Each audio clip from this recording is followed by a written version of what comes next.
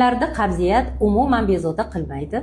Kechqurun uxlashdan oldin 1 stakan kefirga 1 choy qoshiq zig'ir urug'ini yoki 1 choy qoshiq psilium aralashtirib ichib yotadigan insonlarda.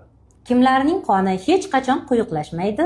1 kilogramm tana vazniga 30 ml suv ichadigan va haftada 2-3 marta sarimsoqli suv ichib yuradigan insonlarda.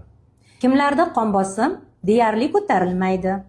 Xamir va tuzli ovqatlarni kam iste'mol qiladigan, arpa bodyon yoki kiyik o'ti damlamasini ichib yuradigan insonlarda. Kimlarda jigar va o't qopi yaxshi ishlaydi. Haftada 2-3 marta 1 qoshiq zaytun yog'iga yarimta limon suvini aralashtirib ichadigan insonlarda. Kimlarning uyqusi hech qachon buzilmaydi.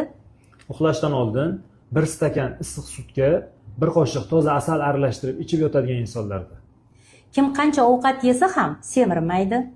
Tanasida surunkali yallig'lanish va gormonlarda o'zgarish bor insonlar hech qachon semirmaydi. Kimlar umuman oza olmaydi. Iste'mol qiladigan ovqat kaloriyasi sarflaydigan kaloriyasiga teng bo'lsa yoki undan yuqori bo'lsa hech qachon oza olmaydi.